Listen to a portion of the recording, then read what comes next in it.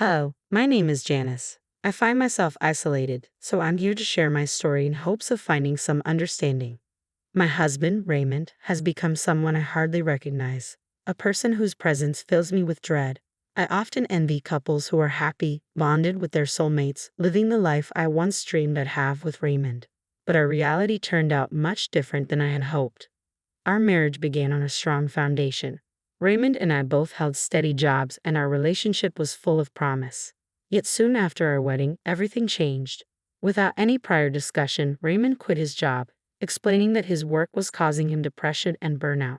He assured me it would only be a short break, and he'd start searching for a new job soon. In the meantime, supporting us was left entirely to me. I voiced my frustration at being kept in the dark, but Raymond dismissed my concerns. "It's just temporary," he'd say. However, as months went by, nothing improved. I took on multiple jobs just to keep us afloat, while Raymond spent his days playing video games, contributing nothing to the household. Our financial situation deteriorated further until we were struggling just to pay rent. Eventually, we had to ask for help from Raymond's parents, Ethan and Olivia, who were shocked to discover he was unemployed. They revealed a painful truth. This wasn't the first time Raymond had quit a job and relied on others to support him. In the past, his parents had to coerce him into working by threatening to cut him off financially. They had hoped he'd change after meeting me, but it seemed he had simply reverted to old patterns.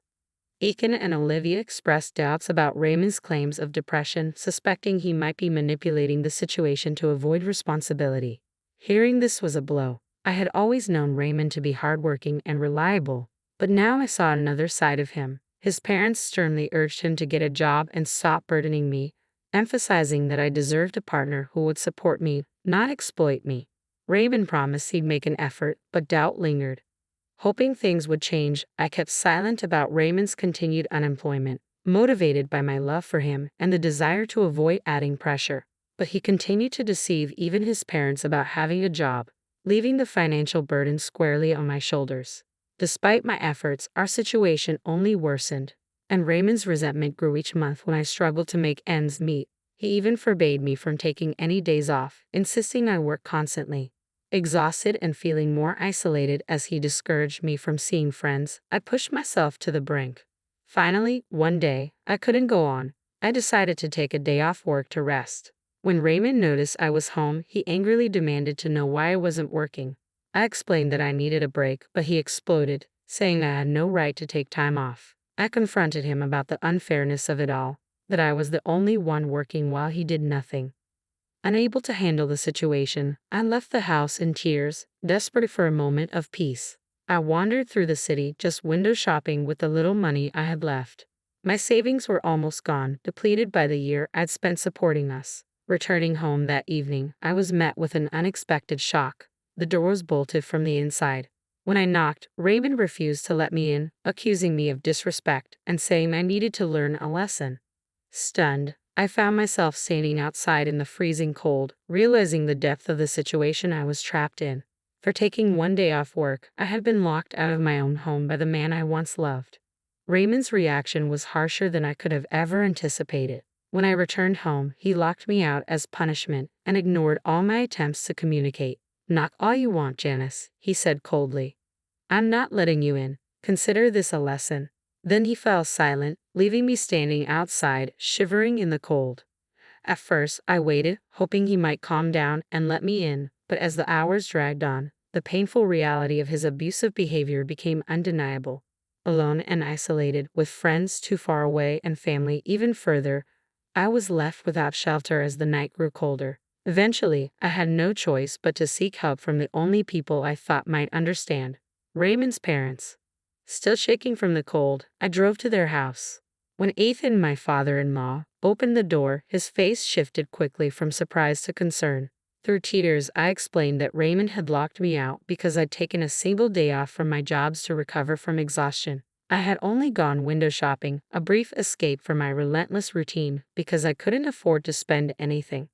Ethan's expression turned grim. "Janice, why on earth are you working 3 jobs? Raymond told us he was making enough money for both of you. He even mentioned wanting you to quit and relax." Choking back tears, I revealed the truth. Raymond hadn't worked since quitting his job, Instead, he'd been living off my income, pretending to his parents that he was supporting us both. He hasn't even applied for any jobs, I admitted, and every time I take a day off, he gets furious because it means less money coming in. As I laid bare the extent of Raymond's lies and manipulation, Ethan and Olivia's shock turned to horror. They were appalled to realize how deeply their son had deceived them, using my loyalty and hard work to maintain his facade. Overwhelmed by pain and embarrassment, I broke down completely, unable to hold back my emotions any longer. Olivia gently comforted me as Ethan's anger mounted. Once I collected myself, Ethan looked at me with a determined resolve. Janice, you are not alone. We're going to help you through this. It's unfathomable how Raymond has turned out like this, but don't worry, we'll figure something out. Feeling a wave of relief, I admitted, I don't even want to go back to the same house as him anymore. I don't know what to do next. Ethan nodded firmly. Don't worry about those details for now. Let's go back to the house together. It's time Raymond realizes the consequences of his actions. When we arrived, Olivia chose to stay back, fearing she might lose her temper if she confronted him. Ethan and I knocked on the door, but Raymond refused to open it, ignoring us both as if we were strangers. Through the closed door, Ethan raised his voice, ready to confront his son's actions once and for all. Raymond's voice was icy as he refused to let me in. You didn't listen to me about taking a break, so now I'm not listening to you, Janice. His callousness was shocking. Raymond, this is insane. It was just one day, a break I desperately needed. That doesn't justify locking me out for hours. I pleaded. His response was chilling. You wanted a break? Fine. Spend the night outside. Take all the time you need. At my breaking point, I demanded he open the door, but Ethan stepped in, delivering a stern ultimatum. Open the door, Raymond, or I'll break it down myself. The threat of his father's anger seemed to rattle him, and after a pause, Raymond finally unlocked the door. His face betrayed nervousness as he tried a casual greeting. Hey, Dad. Janice. It was all just a misunderstanding. Ethan cut him off sharply. Drop the act, Raymond. Explain yourself. Why did you lock Janice out? And don't forget who owns this house. Caught. Raymond stammered. It's not what it looks like, Dad. We were just joking around, right, Janice? He looked at me, desperate for me to play along. I couldn't stay silent. It's exactly what it looks like, Ethan. Raymond locked me out because I took one day off. I've been working nonstop to support us while he's been living off my earnings and doing nothing. Ethan's face darkened with disappointment as he turned to his son. Raymond, why are you lying? You left your job without even discussing it with Janice. You promised to work on yourself and contribute to the family. What's going on? Scrambling for an excuse, Raymond insisted, Dad, I've been looking for jobs. It's just tough right now. I've sent out a lot of applications but haven't heard back yet. I was done covering for him. Then show us the applications, Raymond, I challenged.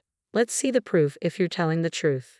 Raymond's composure cracked, and he grew defensive. Why do I need to prove anything? Don't you trust me? I don't have to show you anything. But the truth was clear. Raymond hadn't applied for a single job since leaving his last one, and he had no intention of finding another. He expected to live off my earnings indefinitely.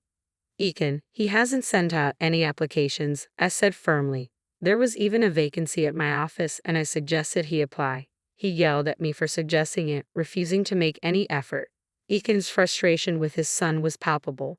Raymond, your mother and I let you stay here in the hope that you'd turn things around. We believed you were working and contributing. Now it's clear Janice has been supporting you alone. You failed to keep your word, and I can't allow this to continue. You're going to have to leave this house. Raymond's face drained of color. Dad, no. Please don't do this. Janice, look at what you've caused. Now we're both going to lose our home. But Ethan corrected him sharply. There's no need to yell at her. Janice will stay here if she wants, or she'll stay in the house alone. You are the one who will be leaving. This isn't fair, Raymond protested, panicking. Janice and I are a couple. You can't just separate us. You can't split up a married couple. Ethan's gaze was resolute. Raymond, your behavior has already done that. It's time for you to face the consequences. I go where my wife goes, and that's final. If Janice wants to stay married, she has to take me wherever she goes, Raymond protested, desperate and grasping at control. But I was done. Actually, Raymond, I won't be staying married to you, I said, my voice steady. This decision had been brewing for a long time, and now, At last, I was ready to voice it. I'll be filing for divorce. Raymond's face fell, the reality of the situation finally sinking in. Years of leaning on others to prop up his lifestyle, shirking responsibility. It had all led to this moment.